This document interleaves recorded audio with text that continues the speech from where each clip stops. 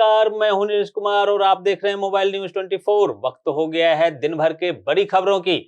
बांग्लादेश में हिंदुओं के खिलाफ लगातार जारी हिंसा के बीच वहां के उच्च न्यायालय ने गुरुवार को इस्कॉन पर बैन लगाने से इनकार कर दिया। देशद्रोह के मामले में बांग्लादेश इस्कॉन के प्रमुख चिन्मय कृष्ण दास की गिरफ्तारी के बाद से ही हिंदू समुदाय के लोग विरोध प्रदर्शन कर रहे हैं। वहीं विरोध प्रदर्शन के दौरान एक वकील की मौत हो गई थी, जिसके बाद बांग्लादेश में इस्कॉन पर प्रतिबंध लगाने की मांग की जा रही है।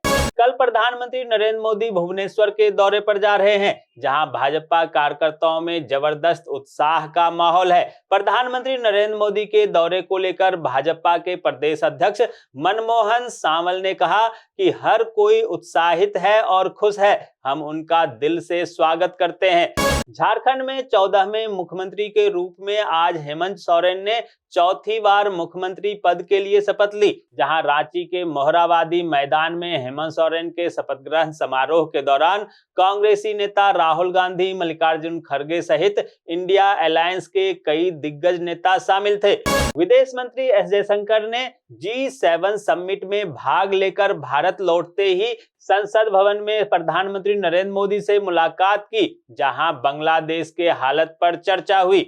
कांग्रेसी महासचिव प्रियंका गांधी वाड्रा ने आज संसद में सांसद के तौर पर शपथ ली, जहां केरल के वायनाड से सांसद के रूप में शपथ ग्रहण समारोह के दौरान प्रियंका गांधी ने राष्ट्र से जुड़े महत्वपूर्ण मुद्दे उठाने की कसम खाई। प्रियंका गांधी के शपथ ग्रहण समारोह के बाद संजय राउत ने बधाई देते हुए पोस्ट किया कि अब शेरनी संसद आ गई है, जिसके बाद संजय राउत की लोगों ने सोशल मीडिया पर जबरदस्त ट्रोल किया। एक यूजर ने लिखा, असली शेर तो बाबा साहब ठाकरे थे, छाती ठोक कर कहते थे मैं हिंदू हूँ। उद्धव ठाकरे को बर्बाद करने का श्रेय आपको जाता है। दोस्तों, आगे बढ़ने से पहले आपसे रिक्वेस्ट है कि अगर आपने अभी तक इस न्यूज को लाइक और कमेंट नहीं किया है तो प्लीज लाइक और कमेंट कर दीजिए, क्योंकि आपके लाइक और कमेंट का मैं कब से इंतजार कर रहा हूं। और जैसा कि आपको पता है कि कमेंट करने वाले लोगों के नाम हम न्यूज के लास्ट में बताते हैं, इसलिए न्यूज को लास्ट तक जरूर देखिए। NIA को आतंकवाद के खिलाफ बड़ी कामयाबी हाथ लगी है, जहां प्रतिबंधित लश्कर-ए-तैयबा से जुड़े आतंकवादी सलमान रहमान खान को रवांडा से भारत लाया गया। सलमान को बेंगलुरु जेल आतंकी साजिश मामले में आरोपी बनाया गया था। सलमान के रवांडा में होने की खबर थी। इसके बाद अगस्त के महीने में ही इंटरपोल द्वारा रेड कॉर्नर नोटिस जारी किया गया था। इसी नोटिस पर रवांडा के अधिकारियों ने कार्रवाई करते हुए सलमान को गिरफ्तार किया था। भारतीय नौसेना ने हाल ही में शामिल की गई परमाणु पनडुब्बी INS अरिघाट से 3500 किलोमीटर की क्षमता वाली K4 बैलिस्टिक मिसाइल का परीक्षण किया। रक्षा सूत्रों के अनुसार परीक्षण के परिणाम का विश्लेषण किया जा रहा है, जिसके बाद संबंधित अधिकारी शीर्ष सैन्य और राजनीतिक नेतृत्व को जानकारी देंगे।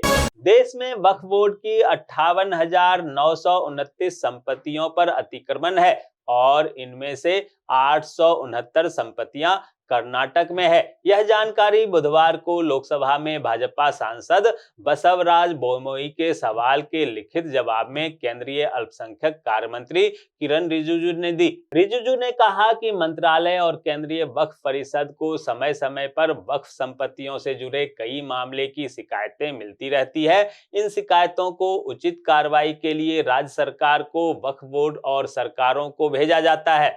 उत्तर प्रदेश में बड़े स्तर पर पुलिस अधिकारियों के तबादले किए गए। इस तबादले में वो पुलिस अधिकारी भी शामिल हैं जो निरीक्षक से पुलिस उपाधीक्षक पद पर प्रमोट हुए हैं। बिहार विधान परिषद में नेता प्रतिपक्ष राबड़ी देवी ने सदन में ये मांग उठाई। राबड़ी देवी ने 2018 में भी अलग मिथिलांचल की मांग उठाई थी। बता दें कि बिहार की 1/3 आबादी मिथिला बोलती है। मिथिलांचल की मांग दशकों से चली आ रही है। पहली बार अंग्रेजों के शासन में भी इसकी मांग उठी थी। दिल्ली के प्रशांत विहार स्थित बंसी स्वीट्स में धमाका हुआ। यह धमाका आज सुबह 11:48 पर हुआ। इसकी जानकारी पुलिस को PCR कॉल में मिली। बताया जा रहा है कि मिठाई की दुकान के सामने रेहड़ी वाले के करीब में यह धमाका हुआ।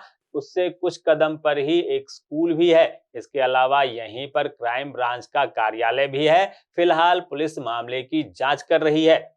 भारतीय सेना ने पंजाब सरकार से राज्य में तैनात अपने कर्मियों के लिए हर महीने 300 यूनिट मुफ्त बिजली की मांग की है। इससे सरकार मुश्किल में पड़ गई है, क्योंकि वह घरेलू बिजली सब्सिडी के भारी बोझ से पहले ही जूझ रही है। हरियाणा के मुख्यमंत्री नायब सिंह सैनी ने हिसार के अग्रोहा में स्थित अग्रोहा मेडिकल कॉलेज का दौरा किया। इस अवसर पर उन्होंने स्पोर्ट्स कॉम्प्लेक्स और गर्ल्स हॉस्पिटल का भी लोकार्पण किया और कहा कि जल्दी ही ये सब शुरू होंगे। उत्तराखंड हाईकोर्ट ने उत्तरकाशी जिला प्रशासन से भटवारी मार्ग पर स्थित एक मस्जिद को लेकर जारी विवाद के मद्देनजर शहर में कानून व्यवस्था कायम रखने का आदेश दिया। साथ ही इस संबंध में स्थिति से अदालत को भी अवगत कराते रहने का आदेश दिया।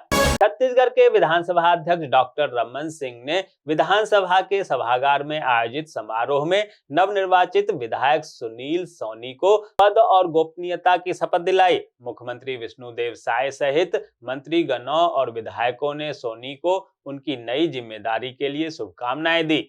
मध्य प्रदेश की मोहन यादव सरकार प्रयागराज और जबलपुर के बीच पर्यटकों की आवाजाही बढ़ाने के लिए बड़ा कदम उठाने जा रही है, जहां सरकार टूरिज्म कॉरिडोर बनाकर दो पवित्र नदियों गंगा और नर्मदा को जोड़ने का काम करेगी। हिमाचल प्रदेश के पूर्व मुख्यमंत्री शांता कुमार ने संभल हिंसा पर चिंता जताई। उन्होंने कहा कि इस तरह की घटना को रोकने के लिए सरकार को नई तकनीक का इस्तेमाल करना चाहिए। केंद्र सरकार जम्मू कश्मीर में मुख्यमंत्री, कैबिनेट मंत्री और प्रशासनिक सचिवों की भूमिका और शक्तियों को परिभाषित करने के लिए नए नियम जारी करने जा रही है। इन नियमों को इसी सप्ताह के अंत में जारी किया जा सकता है। बांग्लादेश में हिंदुओं पर हो रहे अत्याचार को लेकर बंगाल की मुख्यमंत्री ममता बनर्जी ने विधानसभा में कहा कि बांग्लादेश में हिंदुओं के उत्पीड़न के मुद्दे पर केंद्र सरकार के साथ हूं। उन्होंने आगे कहा, मेरी सरकार की नीति है कि जब दूसरे देशों की बात आएगी तो हम केंद्र सरकार के साथ खड़े रहेंगे। महाराष्ट्र के मुख्यमंत्री को लेकर अभी भी संशय जारी है, जहां एकनाथ शिंदे के करीबी सहयोगी संजय सिरसाट ने गुरुवार को कहा कि एकनाथ शिंदे के उप मुख्यमंत्री बनने की संभावना नहीं है। गुजरात की अहमदाबाद पुलिस ने नकली डॉलर छापने वाली फैक्ट्री का भंडाफोड़ करते हुए 4 आरोपियों को गिरफ्तार किया है। इस गिरोह का मास्टरमाइंड मौलिन पटेल है, जो 20 साल तक ऑस्ट्रेलिया में रह चुका है। आरोपी अहमदाबाद के बटवा इलाके में प्रिंटिंग का काम करता है, जो नकली ऑस्ट्रेलियाई डॉलर छापकर विदेश जाने वाले लोगों को रास्ते में बेच रहा था। राजस्थान में अजमेर की प्रसिद्ध ख्वाजा मोइनुद्दीन चिश्ती की दरगाह को लेकर नई खबर सामने आई है, जहां कोर्ट ने अजमेर शरीफ को शिव मंदिर बताने वाली याचिका को स्वीकार कर लिया है। यह याचिका हिंदू सेना की ओर से लगाई गई है। अब इस मामले पर 20 दिसंबर को सुनवाई होगी। भारत इलेक्ट्रॉनिक्स लिमिटेड ने टेक्नीशियन सहित अन्य पदों पर भर्ती निकाली है। उम्मीदवार 17 दिसंबर तक आधिकारिक वेबसाइट bel-india.in पर जाकर ऑनलाइन आवेदन कर सकते हैं। दोस्तों, मैं देख पा रहा हूं कि आप में से बहुत सारे लोगों ने इस न्यूज को लाइक किया है और कमेंट भी किया है, लेकिन अभी भी कुछ लोग बाकी हैं जिन्होंने न्यूज को लाइक और कमेंट नहीं किया है। उनसे भी आग्रह है कि प्लीज प्लीज प्लीज वे भी न्यूज को लाइक कर दें, कमेंट कर दें, साथ में शेयर भी कर दें। तो ये थी आज दिन भर की बड़ी खबरें। ऐसे ही खबरों से अपडेट रहने के लिए चैनल को सब्सक्राइब कीजिए, नोटिफिकेशन बेल को दबाइए, वीडियो को लाइक कीजिए और ज्यादा से ज्यादा शेयर कीजिए, ताकि आप और आपके जानने वाले रह सकें देश और दुनिया के तमाम खबरों से अपडेट।